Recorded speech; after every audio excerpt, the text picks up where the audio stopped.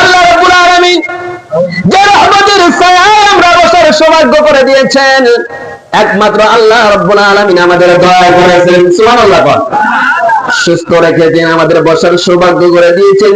এই জন্য কোটি কোটি শুকরিয়া সেই আল্লাহ তাআলার দরবারে বলি আলহামদুলিল্লাহ। দরুদ সেই নবীর নামে, যে নবী বিশ্ব নবী জনাব মুহাম্মদ রাসূলুল্লাহ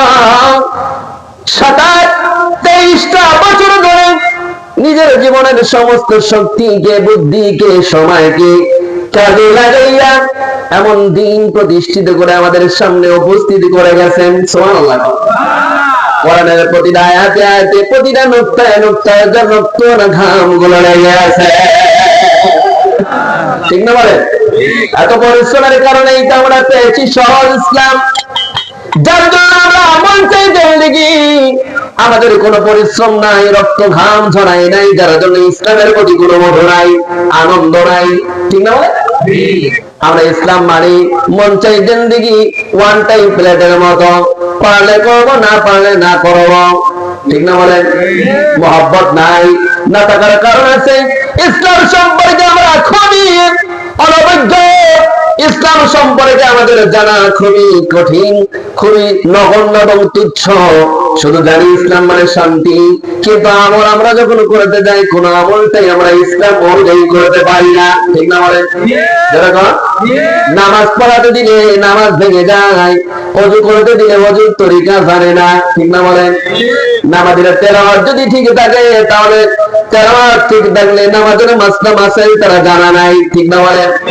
নামাজের মধ্যে অনেক কিছু ঘটে গেলে নামাজ যে ভেঙে যায় সে জানেই না। ঠিক না বলেন?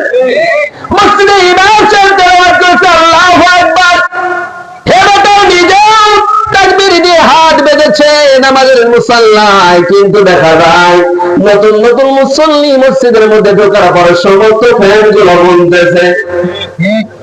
কথা বলেন তো? যেরকম ওকে নামাজে আছে নাকি ফ্যান গুনতে আসছে? ও ফ্যান গুনতে আসছে, ফ্যান গুনলে কি নামাজ হবে? যেরকম এরপরে দেখা যায় নামাজের মধ্যে দাঁড়াইলে যত রকমের দুশ্চিন্তা সব মাথায় ঢোকে। ঠিক না বাজে? যত মুসাফির ঘরে গায়ে লাগে ছোটাছুটি শুরু করে দেয়, নামাজ কি চলে? যেরকম নামাজ ভঙ্গের কারণ কয়টা? 19টা তো কমপক্ষে কিন্তু বলছে কয়েকজন। আর এই যুবকরা কয়টা গো বলো? হ্যাঁ, 19টা একাটাকে বলা তাহলে